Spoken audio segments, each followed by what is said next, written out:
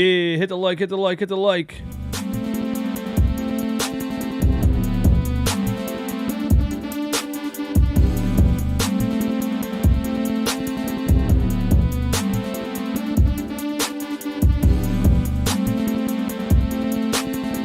Sixers win, hit the like button. Sixers win, hit the like.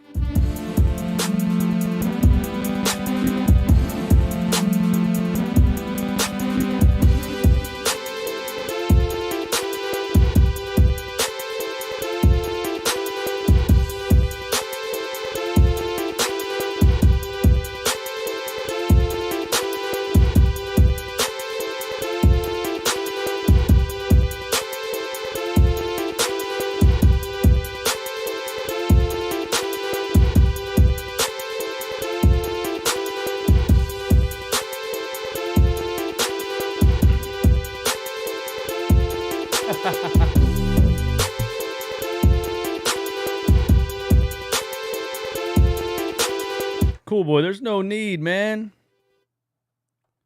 Where'd my music go? There's no need to be that miserable on a Monday night in November. Cheer up, buddy, cheer up. Let's get to 50 likes before it starts. 50 likes.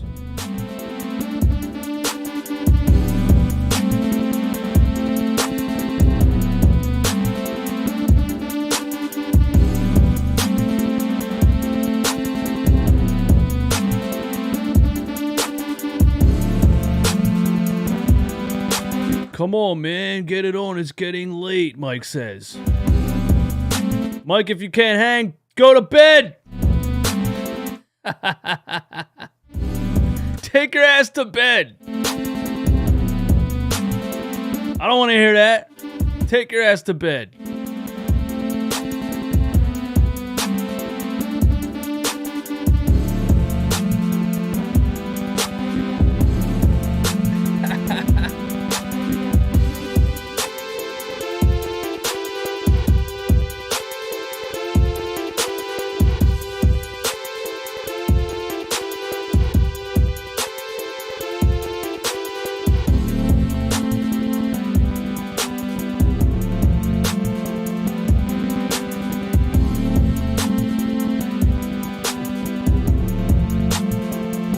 It's all love.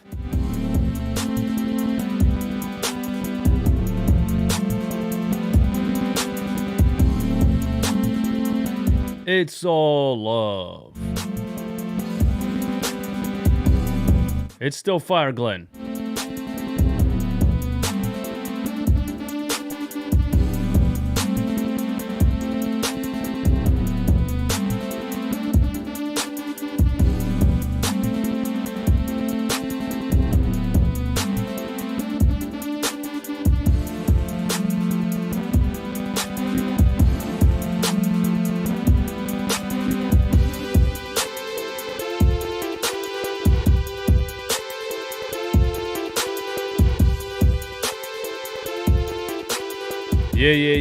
Yeah. Yes, sir, yes, sir, yes, sir, yes, sir. I'm going to start holding this R at the beginning of the show. Run it back, nation. What is good? It is your boy, DJ Eastwood. Run it back, Philly. No frauds. No fanboys. Absolutely, positively, never any intros. That was not an intro. That was a figment of your imagination. What is going on, everybody? Where's my view count? There it is. 109 people in here. Please hit the like button. That would be greatly appreciated. Thank you for joining me. The Philadelphia 76ers get a win. Joel Embiid is back. Doc Rivers saves his job. Tobias Harris plays more aggressively than I've ever seen him play in my entire life. Chris Paul got injured, so the Suns were kind of playing with Devin Booker, trying to play point guard the whole second half. But we were without James Harden, so, we'll take it. Sixers win 100-88. We will take it. Before we get into everything, I got to tell you, if you haven't noticed, I'm wearing the brand new merch. We got the trucker hats, Run It Back Philly trucker hats. We got beanies. We got the tees. We got the hoodies. The Fire Glenn t-shirts are on there because just because we squeak out the win here doesn't mean Doc Rivers is safe. And I'm going to tell you how he saved his job as this show goes on. But check out the new merch. Link is in the description. Also, we will be hanging out on Patreon once a day after every single 76ers game, breaking down the game using NBA highlights that I can't seem to get away with on YouTube. Some other people seem to get away with it on YouTube. I can't. I don't know what it is. They block me. They take me down. They give me copyright strikes, everything.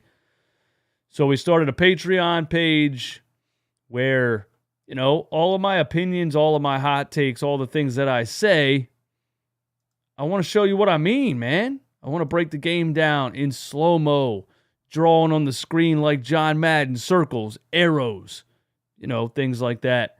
And we'll be putting community posts on there. We will be doing contests on there. We'll have polls on there daily, all kinds of things. So be sure to sign up for the Patreon if you want to. Link is in the description. It's going to be a fun time over there. Don't miss out. What's up, everybody? 132 people in here. Hit the like button. Let's get right down to business. All right. Joel Embiid returns after, what was it, a 3-game absence. And, you know, times were bleak. Times were dry. A sports team should not affect my overall mood throughout the day like the 76ers do. But I was down. I was lacking energy. I was lacking motivation for a couple days because this team looked like trash. And, you know, without James Harden, there's no real order. Without James Harden and Joel Embiid, yikes, it's just a YMCA pickup game. You know, Maxey and D'Anthony Melton and Tobias Harris basically taking turns running ISO ball. So we get Joel Embiid back, and things are different. Things are obviously different with Joel Embiid on the floor. He draws an insane amount of defensive attention. There's nothing a defense can actually do besides try to double and triple. And that changes the game. That changes everything. That absolutely changes everything. I think Joel Embiid plays with a chip on his shoulder when he plays DeAndre Ayton, so I like that. The score was 100-88, Nicky Stees. The score was 100-88. Yes, we held the Phoenix Suns, the number one team in the Western Conference, the 7-2, now 7-3 Phoenix Suns, to 88 total points. So the Sixers, we get Joel Embiid back, and it's not just offensively how he changed the game, but defensively he changes the game quite obviously. We are really, really bad at protecting the rim, especially when Joel Embiid is not out there. We were better at protecting the rim today. We played better perimeter defense today. I also think Doc Rivers randomly deciding to play a certain 6'9" athletic player at the backup center has a lot to do with what we just witnessed. Now, it was totally random, right? It was Doc Rivers coming up with this on his own. It was his idea. We don't want to give credit to the media or me or anybody else. It was Doc Rivers' idea. Okay. But anyway, you get Joel Embiid back. I think he plays with a chip on his shoulder when he plays against DeAndre Ayton. And I like that. And that's because I don't know if some of you know this, but when DeAndre Ayton was drafted, either in his draft interview or like some interview before his rookie season, he said something about the player that he looks forward to playing against is Joel Embiid because he feels like they have similar skill sets. And Joel Embiid responded to that before before DeAndre Ayton ever played a game in the NBA. Joel Embiid responded to that and said, that's not true. I play defense. So he trolled DeAndre Ayton before the kid ever even played a game in the NBA. And so I think every time he plays him, he remembers that. You think you are as good as me. You think you have a similar skill set as me, Joel Embiid. So I think he wants to show him. Every single time he gets to play against him, I think he wants to show him, you can't hang with me. You can't hold my jock strap. You know what I mean? Joel comes out here on his first night back after being plantar fasciitis, so he doesn't have any conditioning. Then he has a sore knee or something, injury management, some weird thing like that. Then he has the flu for 4 days, so he's finally back, and he puts up 33 points, 10 rebounds.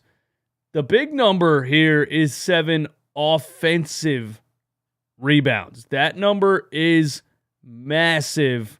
And, I know we're one of the worst rebounding teams in the league.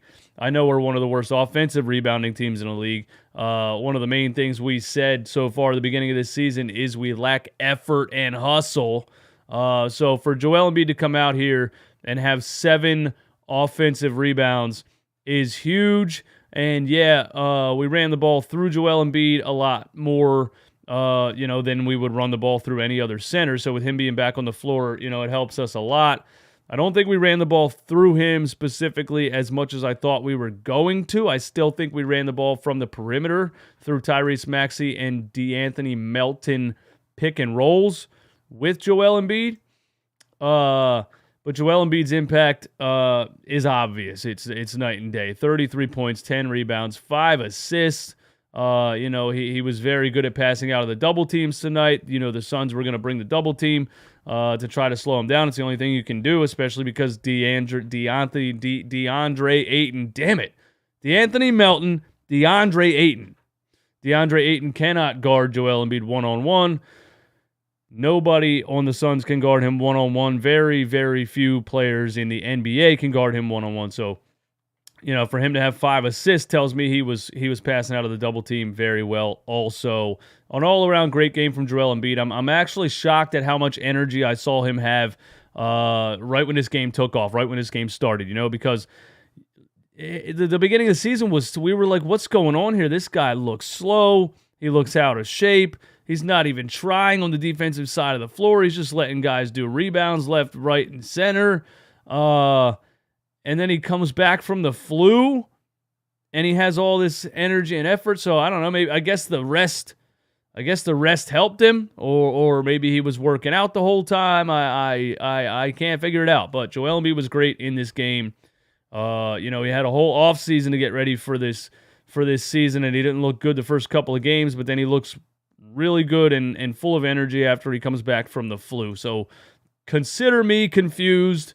I'm confused about a lot of things on this Philadelphia 76ers team, but it is what it is. It's the way it is. This is the most confusing franchise in the history of sports franchises, and it'll just continue. But Joel Embiid had a great game. Offensively, defensively, his effort in rebounding was great. 33, 10, and 5. He intentionally tripped Damian Lee at one point for some reason. I don't know why. Damian Lee just catches the ball on the three-point line. Joel runs by and just trips him. Damian Lee was so mad about it. The officials did not review the play. Troel Embiid threw something out there for Damian Lee to be mad about. And then every single time Damian Lee hit a 3, I think he hit 2 threes in the second half, he was like screaming at the crowd. He acted like he was about to have one of those like you piss off LeBron James and he drops 55 on you, you know what I mean? You piss off Michael Jordan and he drops 60 on you in the second half. Damian Lee thought he was going to go off. He's like, "Oh, now you pissed me off. Now you're going to..." And then he realized, I'm just Damian Lee. Calm down, buddy. You're just Damian Lee. You're not going to go nuts and carry this Suns team to victory or anything like that. You're a nice role player, but you need to calm down a little bit. But yeah, Joel got away with a trip. It is what it is.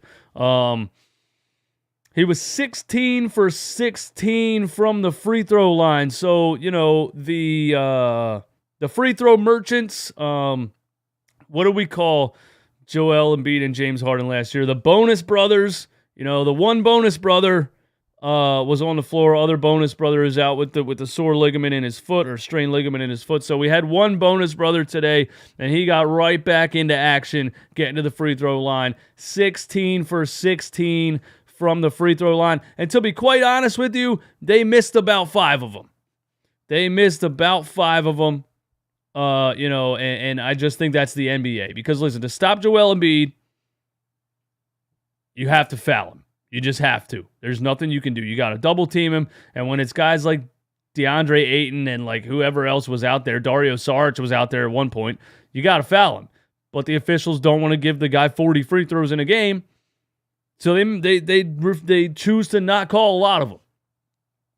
But he was 16 for 16 from the free throw line. Only 3 turnovers. Fantastic game from Joel Embiid. Great to have you back, big guy. Great to have you back. He was 8 for 21. That's only 38% from the field. He was 1 for 4 from the 3-point line. Really, I'm stuck on that offensive rebound number. He had 7 offensive rebounds, and that is game-changing. And I witnessed it. There was times, and I'm going to break that down play by play. I'm going to show you the plays that I'm talking about on Patreon tomorrow morning, so go join that. But there was certain times where the first 5 games of the season that he played, he wouldn't have made these plays. You know, he was coming from behind. He was boxed out under the rim, and he fought to get to the ball to get the offensive rebound. So that was something that we haven't seen from Joel Embiid yet this season. That extra effort under the glass, under the rim, on the glass to get those offensive rebounds to keep the play alive. So 7 offensive rebounds is huge, for Joel Embiid. And it's good to have him back. Great to have him back. And he only had 3 turnovers. Shout out to Joel. George Niang had 7 threes. And, I yell a lot about George Niang. I don't yell about George Niang because I don't like George Niang. I love George Niang. I don't yell about George Niang because I want to slander George Niang. I yell about George Niang because Doc Rivers randomly plays him at the center position against Kristaps Porzingis and loses to the Washington Wizards. This game, that did not happen. George Niang got to play the role that he likes to play. He got to play the role that he fits well at, the role that he plays well, which is, doesn't have to be a defensive guru. Just catch it and shoot it. And that's all George was doing was catching and shooting. He was 7 for 11 from the field. He was 7 for 10 from 3. He had 4 rebounds, 1 assist. He had 2 steals. Effort on the defensive end. He tries to take charges and things like that. A lot of times he gets called for blocks and whatever, but he was feeling it from 3. The crowd was loving it. He was feeding off of the crowd. And, there was 1 or 2 in the fourth quarter where he shot the ball so confidently that he did the old Steph Curry turnaround while the ball's in the air and just kind of walked away from the shot. So I love that from George Niang. I love the confidence and I love what he brought to the team. When he's hot, he's very valuable as far as a 3-point shooter. When he's not hot, he is not valuable, and you got to get him off the floor. That's on Doc Rivers in games when George Niang is not giving you this hot 3-point shooting. You got to get him out of here. That's on Doc. But tonight he was hot. He was 7 for 11. He was 7 for 10 from 3. 7 3-pointers for George Niang. Ties a career high, and ties a career high 21 points off the bench. I thought Tobias Harris was very aggressive in this game from the jump.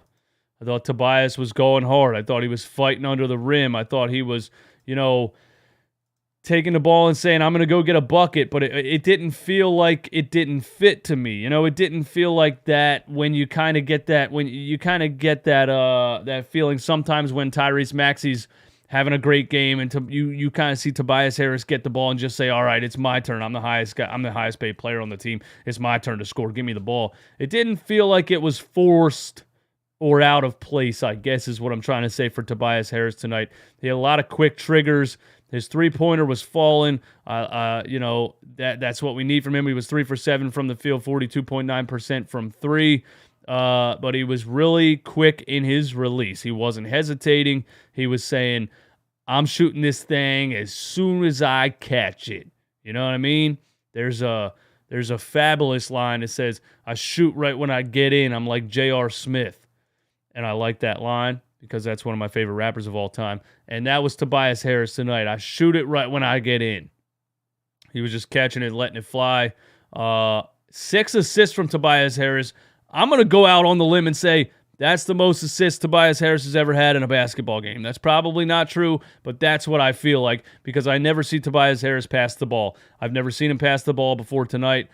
This is the first time I've seen him pass the ball. That's an obvious joke, but a lot of times I say that he's got these blinders on, like one of them horses with the things over his eyes like this when he has the ball, and it looks like he doesn't really look anywhere and doesn't really have the ability to pass the ball out of, when he's in an ISO situation, he kind of it's either a forced drive or a forced up shot.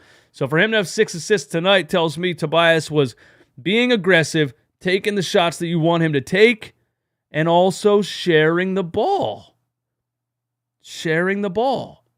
So, good job, Tobias Harris tonight. Well done. 21 points. 8 rebounds from Tobias Harris tells me that he was giving maximum effort on the floor. I love that. I love when Tobias Harris has, close to 10 rebounds because he is 6'8". He's a big dude. Anytime Tobias finishes a game with 2 rebounds, it just tells me that he wasn't trying. So, for our rebounding to be where it was tonight, Tobias has 8 rebounds. He gives you 21 points. He was aggressive. He was quick trigger. He backed down Damian Lee twice in the fourth quarter. Just absolutely wanted to sun him. I like that from Tobias. And I would like to see Tobias Harris be this aggressive against everyone else too. But when he gets an obvious mismatch like Damian Lee on him in the post, you can tell just by his body language and what, he gets the ball and he says, "Let's go. I'm going right through this little kid to the rim," and that's what he did to Damian Lee on one possession. No finesse, not some kind of fancy footwork, just a power dribble right into his chest, knock him out of the way, finish at the rim. Comes down a couple of possessions later, plans on doing the same thing, and Damian Lee says, "Oh yeah, I'm gonna judo chop you in the throat." So Damian Lee, who gets intentionally tripped by Joel Embiid, then acts like he's going to go off for 70 points like he's Michael Jordan in his prime. Then he gets pinned on Tobias Harris in the paint, gets absolutely bullied, and gets angry and does a throat chop to Tobias Harris, throws him on the floor. Tobias Harris pops up, ready to fight. I was like, yo, I haven't seen this much fight from Tobias Harris in his entire career. Tobias Harris was about to trade in his Gucci loafers for some black Air Forces. He was ready to rumble. South Philly Tobias was about to turn into Northwest Philly Tobias. I don't know where Tobias is actually from. It's not any part of Philly, but, he was ready to rumble, man. I liked it. I liked the aggression from Tobias Harris, and Damian Lee is funny. Damian Lee is funny. I said the Black Air Forces joke on Twitter because I say Tobias Harris is soft. I say that a lot, and I whenever they show a picture of him walking into the game and he's just got Gucci loafers and he's holding a Louis Vuitton purse and he just looks soft. So it was, and he plays soft a lot of his career. So it was nice to see Tobias. I don't know why he was so angry this game. Whatever happened to Tobias Harris before this game, whoever did that. If his wife pissed him off, we're gonna need you to keep doing that. If I don't know if he has kids, if one of his kids made him mad, if his gardener didn't do something right out front, if his landscaping company didn't show up and his grass was too long, I don't know what it was that pissed off Tobias Harris tonight, but he was angry and he was aggressive, and I liked it. Yeah. Tyrese Maxey was not good in this game, and you guys let me know in the comments. Are you concerned about Tyrese Maxey? I am not. I'm just going to let you know that. I'm not concerned about Tyrese Maxey. There is a level of concern, though, because, it's not really about makes or misses, but with Joel Embiid returning, we've seen this before. We saw Tyrese Maxey go off in the preseason, and then I said, can we get this level of production from Tyrese Maxey with Joel Embiid on the floor when Joel Embiid comes back? And, Tyrese, again, looked a little bit unsure of himself. He looks like, I don't want to take any bad shots because I have to give the ball to Joel Embiid. And Raisin, I think you're right here, man. He has no plays run for him, and you're absolutely right. You're absolutely 100% right. And that's just Doc Rivers. That's how it goes. He's like, all right, Joel's in the game. We're going to get the ball to Joel. We're going to run it through Joel. We're going to run pick and rolls with Maxey and Embiid. I thought there was a lot of pick and rolls with Maxey and Embiid. He got a lot of shots off. Not a lot, but he was 4 for 11. 3 for 11. What was he?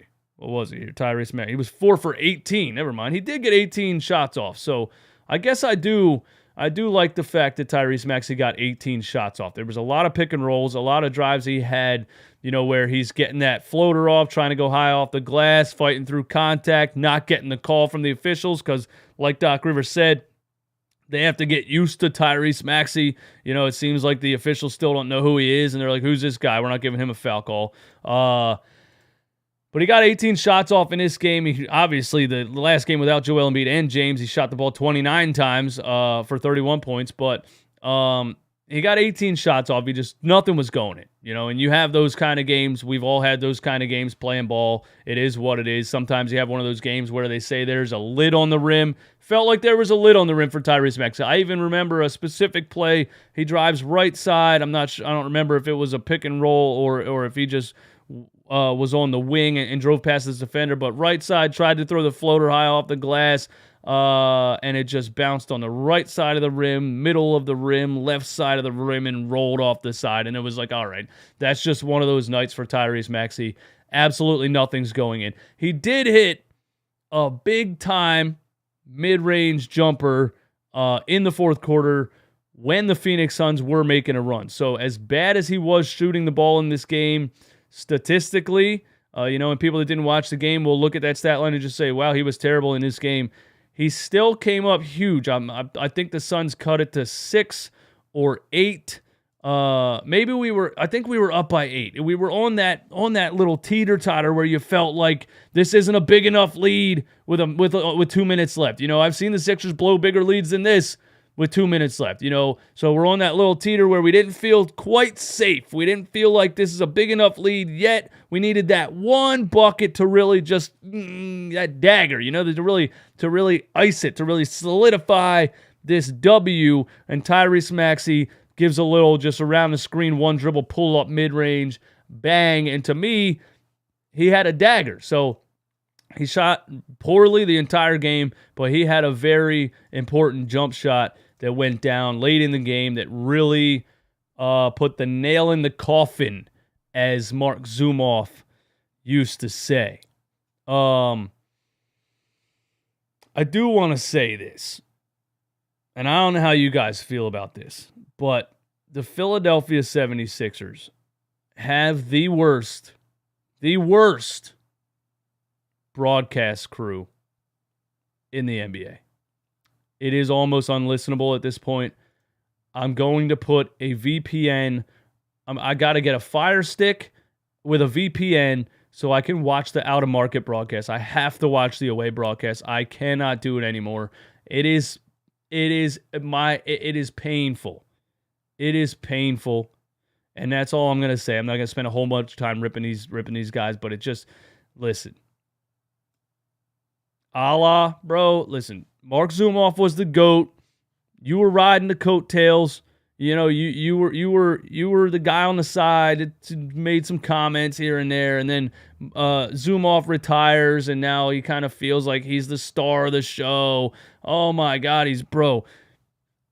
he over-explains every single play, the whole game. It is insane. I can't handle it. Anyway, I predicted this when the Tobias Harris, Damian Lee scuffle went down. And, Allah was like, oh, we're going to look at it here. Let's see what it is. All right, there's a grab around the neck there, Yeah, so in today's game, and I'm like, oh, here he goes. Back in my day. Here he goes. Just wait for it. Back in my day. Here it comes. And he said, back in my day, that wasn't a foul, but in today's game,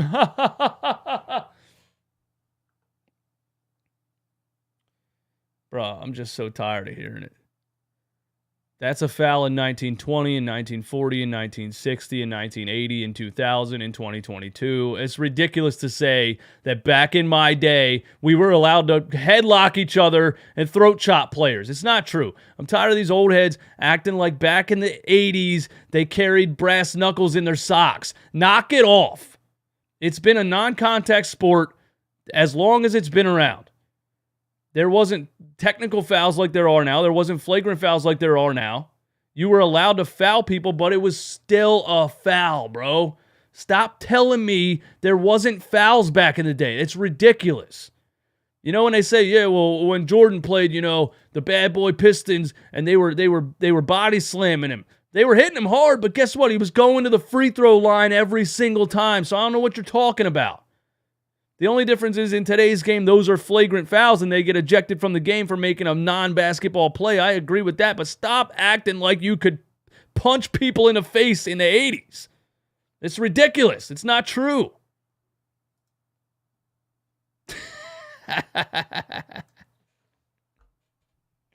Yo, and he does he educates you the whole game, bro. He swears to God he's an NBA legend. Stop it, man. He will be like, there will be a simple missed rebound, and he'll be like, yeah, if I missed a box out, my coach would have reamed me out. You got to box out, and you got to explain it for 10 minutes. Shut up. It's a single missed rebound. Stop talking. I'm sorry. I've been wanting to get that off my chest for a while, man. Oh. Anyway. I thought DeAnthony Melton's impact was huge also. The stat sheet, of course, doesn't show it when it comes to DeAnthony Melton. But 6'2" for him to have 7 rebounds. The kid is such a dog. DeAnthony Melton is the type of player we've been missing on this team for a long, long time. He was 2 for 7 from the field. He was 1 for 6 from 3. He's been shooting the ball bad recently. Also, if I just do some math off the top of my head here, Tyrese Maxey was 4 for 18 in this game. He was 10 for 29 in the last game. So in the past 2 games, Tyrese Maxey was 14 for 47. And DeAnthony Melton last game was like 3 for 11. So he's 5 for 19 in the past 2 games. And him and Maxey were 1 for 10 from 3 in this game. And I'm pretty sure they were like 3 for 27, something crazy in the last one. So they've both been shooting the ball bad, but DeAnthony Melton's his hustle on the defensive end is unmatched. Not just the stats, not just the steals and the blocks. He had 1 steal, he had 2 blocks in the game. 6'2" guard out here leading the team in blocks. He had more blocks than anybody on the squad. A 6'2" guard. That's how much of a dog DeAnthony Melton is. He had 7 rebounds. A 6'2" guard had 7 rebounds in the game. 2 offensive rebounds. His hustle, his rebounding, his defense is unmatched. And the pressure that he puts on the perimeter that doesn't show up in the box score is huge. Pushing on switches, pushing on picks. DeAnthony Melton's great. And if other players on the team like Joel Embiid can give you 33 and 10, Tobias can give you 21, you get 21 from George Niang, then you don't necessarily need DeAnthony Melton's offense. But his defense comes up huge. Speaking of defenders that can't play offense, that I think deserve more time, that suddenly got more time. Paul Reed.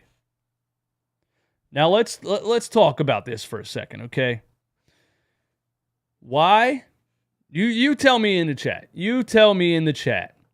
Why did Paul Reed randomly play all of the backup center minutes in this game? Why?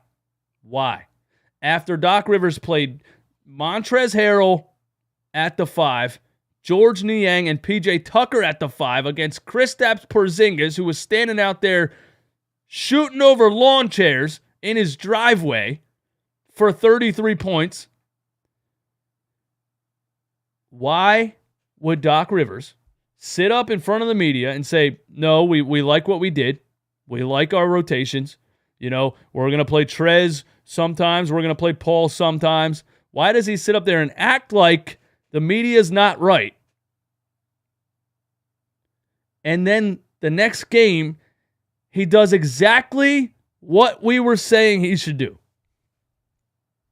Is it because Doc knows that his job is on the line? Is it because Doc knows his job? Is it because he sat back and said, wow, I can't let DeAndre Ayton go off for 30 points, after Porzingis went off for 30 points.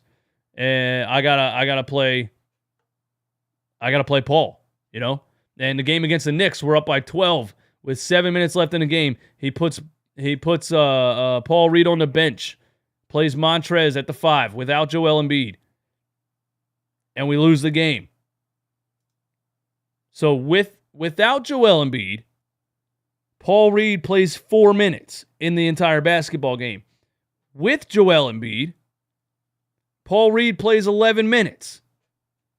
And when I look back at that Toronto series that we won, where Paul Reed played every single backup center minute, it just makes perfect sense. Paul Reed, in this game, was electric defensively. It's undeniable. It's absolutely undeniable what he does on the defensive side of the floor. Yes, he can't play basketball, period, at all. You don't ever want Paul Reed to be dribbling the ball. You don't ever really want Paul Reed to be shooting the ball.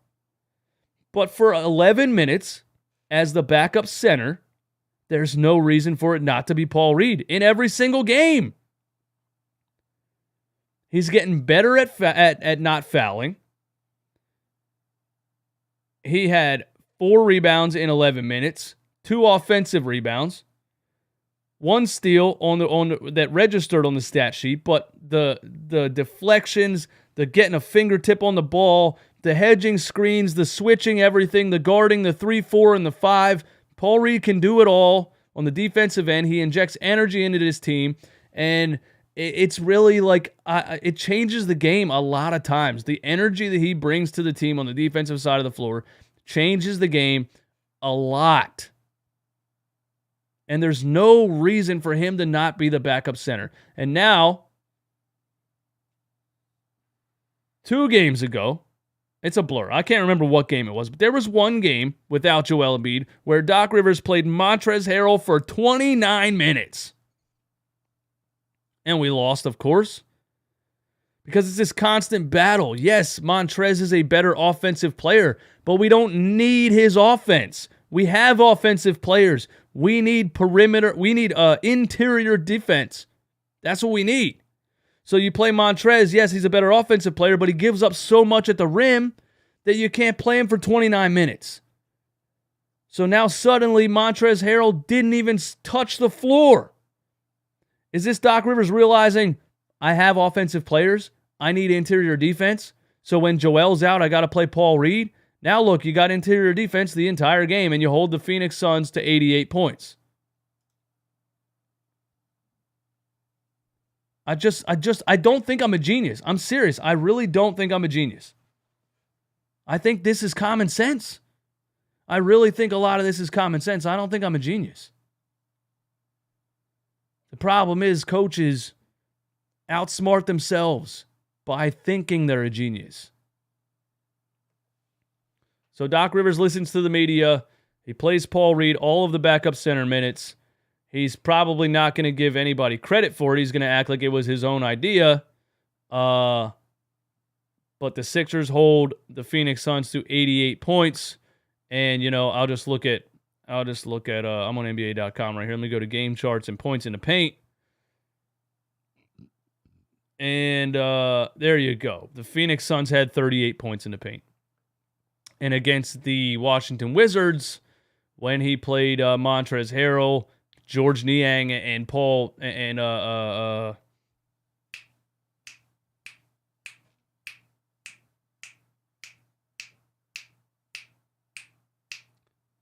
PJ Tucker lost his name, bro. Wow.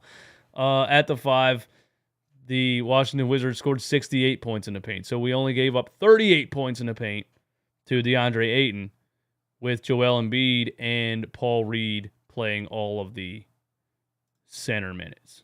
So, again, I don't think I'm a genius. I think this is pretty much common sense.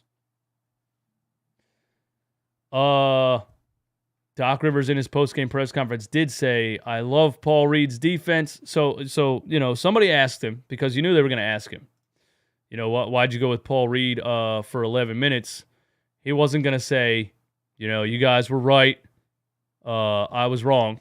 He basically kind of still argued and said, I love Paul Reed's defense, I think offensively he still did this wrong and still needs to do this and this and this. Trez has his moments too. So he's still trying to basically say, I didn't do what you guys told me. I did this because I thought it was best, and I'm the greatest coach of all time. So just interesting. Yes, exactly, McNugget. That's what I was trying to say. He takes the credit for himself when really it's like, bro, we were telling you were wrong, and then you did exactly what we said you should do, and it worked, and you're just going to act like it was your idea. That's fine, whatever. But anyway, Doc, if it was you making the decision, that's cool. If it was collective, if it was Sam Cassell and Dave Yeager and these guys saying, hey, maybe we should do this, and Daryl Morey making a phone call and saying, hey, Doc, I need you to listen to your staff a little bit more because we're losing too many games. We're giving up too many points in the paint. I don't know what it was, but whatever it was, keep doing it. If we can get this defense, it's not about offense with us. It hasn't been about offense with us. We only scored 100 points in this game, yes, but we held the Phoenix Suns to 88. And when Doc Rivers said the last game, when he talked about Paul Reed and Montrez, and he said, we needed Trez's offense. We lost, 118 to 112? No, we didn't. If you hold the other team to 105, you win the game. It hasn't been about offense with us. We score points. We can score 110, 115, 120. We need to hold the other team to 105, 110. So if Joel Embiid can keep up this interior defensive effort and you play Paul Reed at all of the backup center minutes, our defense can improve. We can become not the worst defensive team in the league, which, for some reason we are still right now. But I think we can get out of the bottom tier of the defensive teams in the NBA. And we can be better. A lot of it is defense. But don't hold your breath. Because what Doc Rivers just did, he could very well just go play Montrez for all of the backup center minutes next game and, see the same thing. Hey, I want to say thank you to David Lee. Thank you. Good analysis. The detailed game explanation helps us understand, especially when we were not able to watch the game. Keep it up. I appreciate that. I think people tell me that a lot. When you don't watch games, you still tune in just to hear me break it down and me, tell you what I think about it. So thanks for tuning in, man. As always, listen, if anybody wants to call the show, give me your thoughts on what went down. The number is right there in the bottom right. We could chop it up and take some phone calls, or, you could throw some hot takes and questions and things out in the chat, and we can just react to the chat. Whatever you want to do, Run It Back Nation, whatever you want to do. Whatever you want to do, I'm here for. So, drop some comments, ask some questions, call the phone line. Whatever you want to do, we will do it. Is Ben dropping his normal triple single again, or is he in street clothes? He's in street clothes, bro. They're not playing him. He is not good. He played, 3 or 4 games for the Nets. He was absolutely horrendous. They were losing and losing and losing. And then he suddenly sat out with a sore knee. Is he playing? Is he playing? Would love if I did a Twitter space. I thought about that before, but I'm not going to lie to you guys. I make money off of YouTube, and I don't know. Can I make money on Twitter spaces? If I can, I'm there. It's just hard. It's hard for me at this point to put time into something that's not helping me pay the bills. You feel me? You feel me? So Ben's playing? You're telling me Ben's playing? All right, Ben Simmons is playing. Is he playing, really? Ben Simmons is playing. He's coming off the bench. And he has 2 points in 16 minutes and 2 turnovers. And he's a -7. And the Brooklyn Nets are losing to the Dallas Mavericks. Actually, I want to watch that game. I want to watch the end of that game. There's 3 minutes left in that game. Yeah, I gave all my thoughts on this game, man. It was kind of a late one. It's 11:47 right now. I think the people are asleep. People are a little burnt out from the weekend, a little burnt out from Eagles football, a little burnt out from the Phillies World Series. 237 people still in here. Thank you all for being here. I really appreciate each and every one of you. Don't forget, I'm going to go through the plays, and I'm going to show you what plays I thought changed the game, what plays I still don't like, what plays I really, really liked. Defensively, I'm going to show a lot of plays defensively. I'm going to show a lot of the Anthony Melton things that I like from him that don't show up on the stat sheet. I'm going to show a lot of Paul Reed things that I like that doesn't show up on the stat sheet. I'm going to show a lot of Joel Embiid things that I like that he wasn't doing in the beginning of the season. And I'm going to put together about a 15 or a 20-minute video of those play breakdowns, and it's going to be on Patreon because YouTube won't let me play highlights. So go to the Patreon. The link is in the description. If you're listening on, by the way, we're back on Apple Podcasts and Spotify also. We are back on Apple Podcasts and Spotify. So if you're listening on Apple Podcasts or Spotify when this is posted, the website to get to the Patreon is patreon.com/runitbackphilly. That is patreon.com/runitbackphilly. We're going to build a community over there. It's $5 a month, and you get, but with that $5, you know what I mean? You support me as an independent creator, and you get some good content, me breaking down games and other exclusive videos that I'm going to be putting on there. It's going to be a fun time. You spent more than that on your Jewel Pod this morning. You spent more than that at Starbucks. I think $5 is worth I Test Eastwood breaking down some plays after every single Sixers game. That's all I'm saying. So click the link in the description. Join the Patreon. Get yourself a Run It Back Philly t-shirt, hoodie, trucker hats, beanies, the whole 9. And I'll catch you guys on the next one. Thank you for being here. Run It Back Nation, you're the best.